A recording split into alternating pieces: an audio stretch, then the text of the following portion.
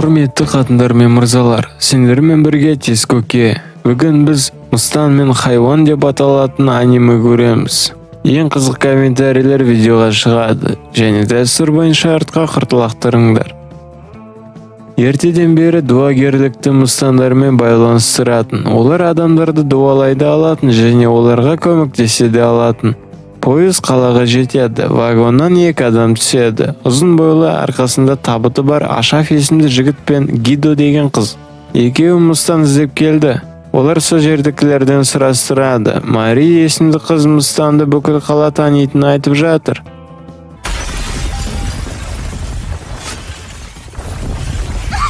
Қалада дәу құбыжық акула пайда болады. Гидо бұл Мыстанның ісі деп ойлайды. Полиция құбыжықты атады, бірақ сонда Мыстан пайда болады. Ол сиқырды акуланың аузына бағыттап, құбыжық қайтадан адам сиқыршыға айналады. Барлық тұрғындар Ионе есімді Мыстанға алғысын білдіреді. Полиция сиқыршыны тұтқындайды. Мария Ашафқа бұл Мыстан осы жердің батыры және сонымен бірге өзінің тәлімгері екенін түсіндіреді. Полиция басшысы Ионеге алғысын білдіреді. Мари Мыстанға жүгіреді. Сиқыршы Мыстандар жауыздық екенін айтып, оны бір күн аяқтауға уәде береді.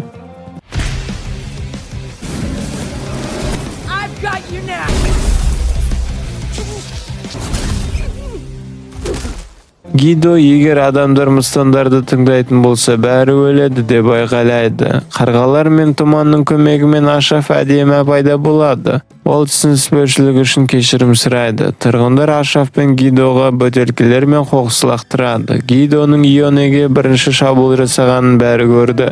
Ашаф сиқырлап, екеуі қарғалармен бірге ғайып болады. Аңыз бойынша 400 жыл бұрын зұлым Мыстан қаланы қарғады. Бірақ сосын Мыстанды тесіп қарғысты пешаттап тастады. Ашаф пен Гидо Ионенің үйінің алдында тұр. Бұл аңызда айтылған сол Мыстан ба? Үйге вечерге шақырылған бір топ қыз жақындап келеді. Мария Ашаф пен Гидоны ішке кіргізгісі келмейді. Ол Ионе жақсы Мыстан деп айғайлайды. Ол қаланы қорғайды және тұрғындарға көмектеседі. Ашаф аңызға күмәнмен қарайды, өйткені Мыстанның қарғысын жай ғана пешаттай алмайсың. Ол Мариге Мыстандарға сенуге болмайтынын ескертеді. Қыз екеуіне қараларын батыруды айғайлайды. Ашаф Гидоға әзірше әбігерге түспей, оның орнына ақпарат жинап, оның алдында қонақ үйге баруды ұсынады.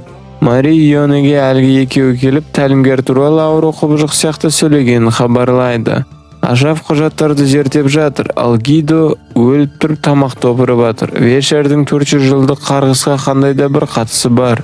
Қонақ үй дәлізінде екеуін полиция күтіп алады. Ашаф қарғалармен сиқыр қолданады. Бірақ далада оларды одан да көп полиция күтуде. Мари Мыстанның үйінің есік алдында есін жияды. Оның білегі мен табаны кесілген, ал айналасында өлі жалаңаш қыздар вечерға келген. Мари не болып жатқанын түсінбейді. Ионе мөрді алып тастап бүкіл қаланы отқа батыруды жоспарлап отыр. 400 жыл бұрын өлтірілген Мыстан оның апасы болды және шын мәнінде ол қарғамаған, керісінше оны пешаттады. Бірақ тұрғындар бәрібір бәріне оны кінәлап оны өлтірді. Мари жылап Ионеден тоқтауын өтінеді, бірақ Мыстан өмір бойы адамдардан кек алуды армандады. Бірінші мөр ашылып, қаланың бір ауданын тозақ оты басып қалады. Эй, хоты бас, бер кел сюда нах. Эй, хоты бас, бер кел, пидорас. Эй, хоты бас, бер кел сюда нах. Эй, хоты бас, бер кел, пидорас. Эй, хоты бас, бер кел сюда нах. Эй, хоты бас, бер кел, пидорас. Эй, хоты бас, бер кел сюда нах. Ионе жауаптарды талап етеді, бұл екеуі кім тағы? Ашаф Мыстанға бірдеңе айтуды қажет деп санамайды. Ионе оларды соқыр сенімдеріне бола айыптайды. Ол тек қарызын қайтарғысы келеді. Өлтірілген әжесі үшін және қарапайым адамдардың Мыстандарға жасаған барлық зұлымдықтары үшін. Мари Ионеден ойланып қайта шешуді өтінеді. Қаладағылардың бәрі оны жақсы көреді және құрметтейді. Осы жылдар бойы Мыстан жай ғана сенімге кірді. Ионе екінші мөрді ашып адамдардың қайғы қасіретінен ләззат алады. Ашаф сиқырлы соққыны тойтарады. Гидо Ионенің қалай оны әлі танымағанын түсінбейді. Қыз мойнындағы қарғыс белгісін көрсетеді. Ионе Гидоның өзінен қарғысты алып тастауға тырысып жатқанын түсінеді. Қарғысты алып тастаудың тек 2 жолы бар. Біріншісі шынайы және таза махаббаттың сүйісуі. Екіншісі қарғыс атқан Мыстанды қарғысын алып тастауға көндіру. Иона Гидоға отты шарлақтырады, қыз оны басқа Мыстанмен шатастырды. Ашаф қарғысты жоюдың үшінші жолы бар дейді.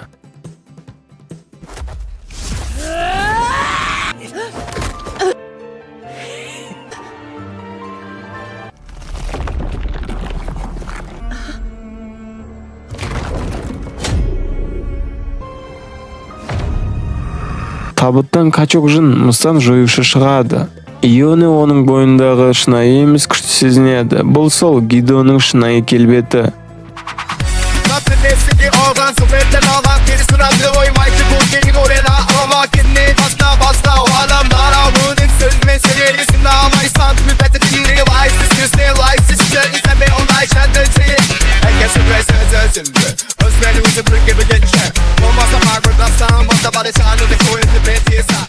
Жын келбеті шаршап құлап, қыздың денесіне оралады. Кейінірек Ашаф Гидоға үшінші тәсіл әрқашан тек уақытша нәтиже беретінін түсіндіреді. Қарғысты бір жола жою үшін сол Мыстанды табу керек.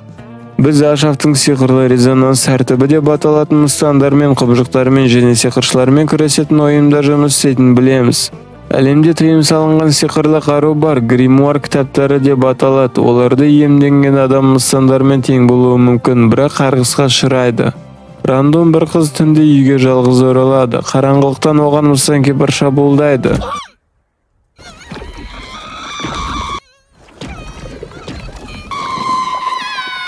Тәртіптің тапсырмасымен Ашаф пен Гидо шалғайдағы ауылға келеді. Осында жергілікті байдың жеке айуанханасынан сиқырлы құбыжық қашып кетті. Гидо мен Ашаф ауылды қиратып жатқан үлкен құбыжықты көреді. Қызметші иесі құбыжықты тіріде ұстауға бұйрық бергенін хабарлайды. Гидоға бұл қызық емес. Ашаф сиқырды қолданады, оның көмегімен ол суды басқарады. Ол судан дәу шар жасайды. Ашаф сумен құбыжықтың тұмсығын жауып, содан ол су жұтып есінен танып құлайды. Жігіт темек шегеді. Жергілікті бай Ашафқа алғыс айтады. Оны жылдам әрі тиімді жұмыстан қалдырды. Кейін екеуі түскі асқа тоқтайды. Гидо ашулы, ол құбыжықтарды қуу үшін тәртіпке қосылмады. Оған Мыстандар керек. Ашаф Гидоның ұйыммен қарым-қатынасы алмасуға негізделген еске салады. Сен жұмысыңды орындайсың, оның орнына саған Мыстан береді. Даяшы тәртіптен хат келеді. Ашаф ішіндегісін оқып, келесі жұмыс Гидоға ұнайтынына уәде береді. Екеуі мекен-жайға жетеді. Гидо жаңа Мыстанды ұстауға асығып өліп баратыр. Бірақ тапсырыс беруші кемпір екен. Оның сиқырлы руналардың көмегімен мөрленген қобдиш адам мәселесі бар екен. Ашаф сиқырды еш қиындықсыз жояды. Гидо қайнап кетеді. Себебі ол мұнда Мыстан болады деп ойлады. Ашаф оған сабақ береді. Өйткені қыз барлық тапсырысқа байыпты қарауы керек. Гидо өзінің қарғысы жойылған бойда ол өлтіретін бірінші адам Ашаф болатынына уәде береді. Осылай бір ай өтеді. Гидо хот-дог жеп жатыр, ал Ашаф кафеде кофе ішуде. Оларға тәртіптің қара конверті жеткізіледі. Бұл Мыстанның іске қатысы барын білдіреді. Хатта Хайдын қаласындағы сериялық кісі өлтіру туралы айтылады. Қылмыстарға Мыстанды күдікті санайды. Шыдамсыз Гидо хатты жұлып алады. Мыстаннан басқа хатта гримуар, күшті дуа кітабы туралы айтылады. Бірнеше жыл бұрын өрт кезінде Кира Хайнс есімді әйелдің екі ұлы қайтыс болды. Сол өрт оған әлі күнге дейін түсіне кіреді. Кира полицияда жұмыс істейтін сиқыршы, серіктесімен бірге ол қылмыс орнына келеді. Онда үш қанды мәйіт өлулі тұр. Бұл жерде қандай да бір ауру дуалық рәсім жасалғанына ұқсайды. Кира мен оның серіктесі бұл Мыстанның ісі деп күдіктенеді. Және бұл осындай бірінші жағдай емес. Олар сиқыршыны қалай анықтауға және ұстауға болатынын талқылайды. Кейінірек серіктесі Кирадан Рубен Кол есімді полиция инспекторымен болған оқиға үшін өзін кінәламауды сұрайды. Әйелі адамдар неліктен олардың құрбандарының есімдерін емес, сериялық өлтірушілер мен маньяктарды жылдар бойы есте сақтайтынына таңғалады. Үйге келе жатып Кира Ашаф пен Гидоны кездестіреді. Ашаф газетті оқып жатыр. Түнгі Мыстан уже 36 адамды өлтірді. Кира бұл екеуінің кім екенін білуді талап етеді. Ашаф олардың сиқырлы резонанс тәртібінің атынан көмек көрсетуге келгенін түсіндіреді. Қалада Мыстан жүрсе, олар онымен шешіп тастайды. Үшеуі мейрамханаға кіреді. Кира қала әкімінің тәртіптен көмек сұрағанын біледі. Ашаф көп тамаққа тапсырыс беріп, Гидо беспределмен опера бастайды. Әкім тәртіпті шақырды. Демек ол паладиндер корпусының қалаға келуін қаламайды. Бұл әкімнің тәуелсіздігін сақтап қалу үшін жасалған саяси қадам. Гидо саясаткерлердің бәрі пидір, маған Мустанды беріңдер, мен оны жыртам деп айғайлайды. Ашраф Гидоның назарын етпен аударады. Кира бұл екеуі бірдеңе жасырады деп күдіктенеді. Ол жауаптарды талап етеді. Әйтпесе Мустанды табуға көмектеспейді. Ашраф келісіп, олар Гидоның қарғысын алып тастаудың жолын іздейтіндерін айтады. Мұны істеу үшін дәл сол қарғаған Мустанды табу керек. Кира көмектесуге келісіп, ертең таңертең бастаймыз дегенде қоштасады. Түнде Мустан кемпір тағы бір әйелді өлтіреді. Ертесінде Кира Ашраф пен Гидоны көлікпен алып кетеді. Барлық дәлелдер кісі өлтіруді Мустан жасағанын көрсетеді. Кира әрбір қылмыс орнындағы жұмбақтарды айтады. Дәлелдер таманлық және Ашраф өлтіруші шын мәнінде Мустанды айыптау үшін бәрін ұйымдастыруға тырысатын адам деп санайды. Үшеуі кітап дүкенде тоқтайды. Гидо ішінен бір сасығы шығып тұрған сезеді. Олар ішке кіргенде шіріген мәйітті табады. Кира жұмбақтар қалдыру ауру ойын деп ойлайды. Кісі өлтіруші құрбандарын қорлап полициядан да ақылды екенін дәлелдеу үшін дәлелдер қалдырады. Кираға серіктесі звонында сиқырдың іздері бар тағы бір мәйітті тауыпты. Кира Ашраф пен Гидоны орталықта қалдырып, өзі қылмыс болған жерге аттанады. Гидо қаһарлы біреудің барын сезеді.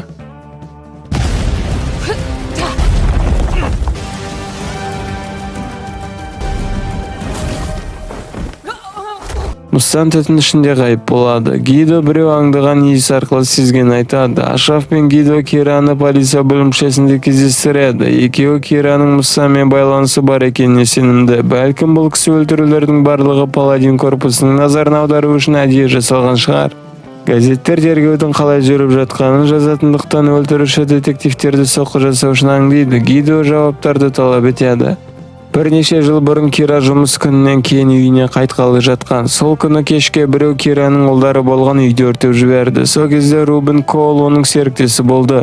Өртеген адам үйге қарама-қарсы қабырғада жолдау қалдырған. Барлық белгілер бойынша бұл Мустан болды. Полиция өрт қоюшының ізіне түскенде ол сиқырлы түтін қолданды. Кира әріптестерін тосқауылмен жапты, бірақ Рубен шайқасқа ұмтылды. Оның басы бетон блокпен жалпайды. Кира Мустан Рубенді өлтіру үшін тұзақ құрды деп есептейді. Гидо жаттығу жасап жатыр. Мустанды іздеу Кираның жеке кек алу мәселесі. Ашраф кек алудың әділ себебі емес екенін түсіндіреді. Гидо Кира қыңқылдап жатыр, тұрып анау Мустанның басын жұлып алу керек. Болғаны сол деп айғайлайды. Көзілдірік киген полицей Мустаннан жаңа хабарлайды. 3 күннен кейін бірдеңе болады. Кира бұл екеуі Мустанды жеңе ала ма шынын айтуды сұрайды. Гидо кекті күледі. Полиция периметр орнатуда. Кира жерге қорғаныш дуаларын салады және Ашраф пен Мустан қолданатын түтіннің табиғатын талқылайды. Кираға Ашрафтың неліктен былғары сөмкелерді алуды сұрағанын және Гидо сияқты нәзік қыз Мустанды қалай жеңгелі жатқанын түсініксіз. Ашраф Мустанға олар Йонені жеңген кездегідей фокус жасауды жоспарлайды. Гидодан қарғысты уақытша алып тастау деген фокус. Ғимараттың қабырғасында Мустан пайда болады.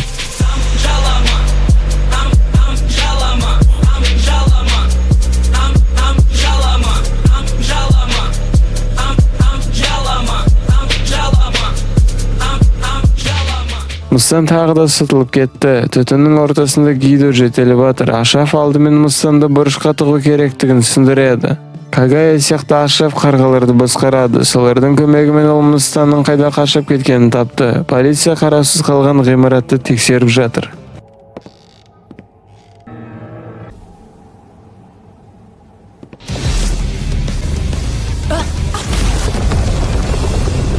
Мустан бетпердесінің артында екі сиқыршы бала, Лорен мен Шулк болған екен. Кира өз көзіне өзі сене алмай жатыр. Бұл оның ұлдары. Демек олар өрт кезінде өлмеген және осы уақыт бойы жасарынып жүрген. Балалар қолдарында гримуарлар ұстайды. Бұл кітаптарда тыйым салынған қара сиқырдың дуалары бар. Пацандар олардың алдында тұрған қандай тип және оларды қалай тауып алған түсіне алар емес. Шулк пен Лорен кітаптарды үйде, анасының үстелінен тапқан есіне алады. Енді олардың сиқырлы күштері бар, бірақ кітаптар оларды адамдарды құрбандыққа шалуға мәжбүр етеді. Гидо күледі, себебі балдарға сенбейді. Кира олардың Рубенді не үшін өлтіргенін түсінбейді. Лорен қан жөтеленді. Балдар құрбандыққа шалған полицейлер Ашраф басқарған былғары сөмкелерден жасалған сиқырлы қуыршақтар болды. Шулк пен Лорен сиқырмен тойтарады, бірақ Гидо екеуін де ұйықтатады. Лорен жылауда, ол Кираны жақсы көретін айғайлайды. Гидо жұмысты аяқтауды талап етеді. Кира оларын бұтыралы мылтықпен аяқтайды. Жаңа күн басталады. Гидо Ашафты айыптайды, өйткені ол қалада мыстан жоқ екенін әу бастан-ақ білген. Оларды вокзалға шығарып салуға Кира келеді. Ол үстеліндегі кітаптардың қайдан келгенін шынымен білмейді. Ашаф гримуарлардың жыртқыш сиқырлы жандар екенін түсіндіреді. Олар өздері жаңа иелерін табады. Лорен және Шулкпен болған жағдайда Кираның ешқандай кінәсі жоқ. Некромантия мәйіттерді тірілтудің сиқыры. Заң бойынша егер адам көзі тірісінде бұған келісімін бермесе, мәйітті тірілтуге тыйым салынады. Сондай-ақ ерекше жағдайларда марқұмның туыстарының келісімімен некромантияға рұқсат етіледі. Ашаф пен Гидо қызбен сөйлесіп жатқанда оларға өлі адам жүгіреді. Полиция оны қуып келеді. Гидо өлген адамды бір соққымен өшіреді. Қоқыстар бұл өлген кісі некроманттың ісі екенін айтады. Тірілген өлілер тірі сияқты көрінуі және ойлауы мүмкін. Бірақ денеге қызмет көрсету керек. Онсыз тірілген есін жоғалтады. Полициялар қалада тірі өлілердің пайда болуының жиілеп кеткеніне шағымданады. Ашаф некромантияны қақпайтындықтан ол өзінің әріптестеріне жүгінуге кеңес береді. Көп ұзамай қалаға сиқырлы резонанс тәртібінен екі адам келеді. Фанора Кристофель есімді некромант қыз және Йохан есімді бір көзді жігіт.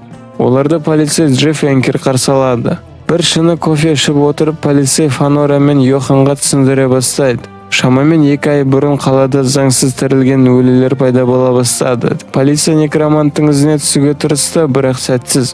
Джефф егер өлілердің дұрыс ойлауын қалпына келтірсе, бәлкім өздері айтар, оларды кім заңсыз қайта тірілткенін деп есептейді. Фанора заң бойынша некромант пациенттер мен олардың туыстарына процедураның барлық егжей-тегжейлері мен салдарын ашу керек деп түсіндіреді. Бірақ кезбе деп аталатын өлілер бар. Бұл заңсыз қайта тірілгендер. Кейде олар ұзақ уақыт өлі екендерін де түсінбейді. Фанора мен Йохан тергеуді бастауға дайын. Ашаф полициядан облыста тіркелген барлық некроманттар туралы ақпарат жинауды алдын ала сұраған екен. Сол мезетте зират басында бір әйел күйеуінің бейітінде қайғыруда. Жұмбақ адам оған жақындап, марқұмды тірілту қызметін ұсынады. Олар қараусыз қалған шіркеуге жетеді. Джефф облыста 4 некромант тіркелгенін, соның ақпараты бойынша олар 21 өлген адамға қызмет көрсететінін айтады. Полиция Йоханға некромантия табиғат заңдарына қайшы екенін мойындайды. Фанора осы жерге ақыл есі жоқ тірі өлілерді шақыратын өзінің сиқырлы шамын пайдаланғалы жатқанын түсіндіреді. Шамның жарығын тірілер көрмейді, ал өлілер үшін ол қараңғыда шамшырақтай жарқырайды. Шіркеуді қаптаған зомби қоршайды.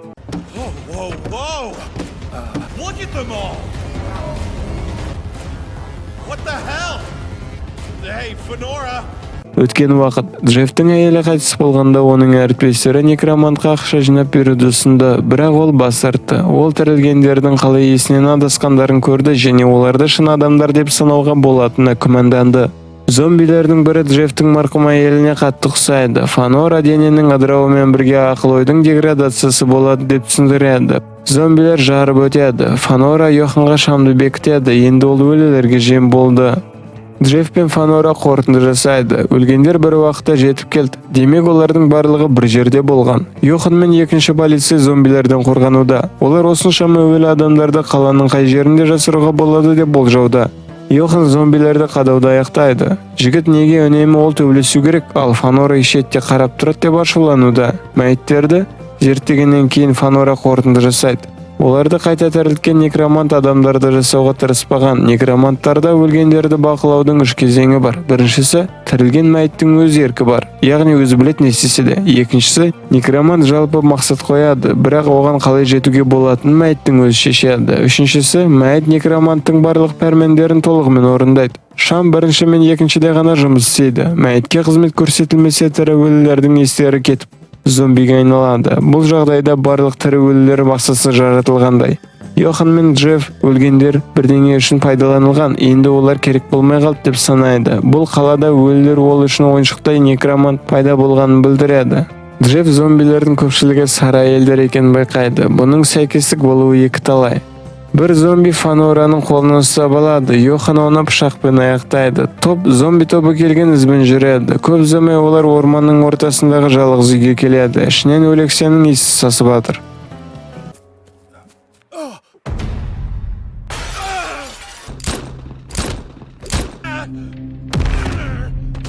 Йохан кантип көреді. Кызметчинин маети аркылуу олар менен жумбак некромант сүйлөшөдү. Ол конактарга кубанычтуу және оларга үйгө кирүүнү сунады. Джефф башкаларга зытууду буйрады, бирок некромант оны аты менен атап, огун жакынын жоголтканына көңүл айтады. Үйдөн Джеффтин тирилген айыл чыгат. Некромант Фанора тууралуу маалымат таппаганын моюндайды. Качок зомби Йоханның тамагын бауыздайды. Некромант багынууду сурайды, сонда ол жигитти тирилтеді. Фанора мен Джефф үйгө киреді. Солай достар, егер сендерге биздин видеолор унаса, лайктар коюп, комменттер жазыңдар. Казакча контентти колдоңдар. Айтпакчы, гылымый факт, арнага жазылган пулдерин тумсуга саяды. Көргөндөрүңө рахмет.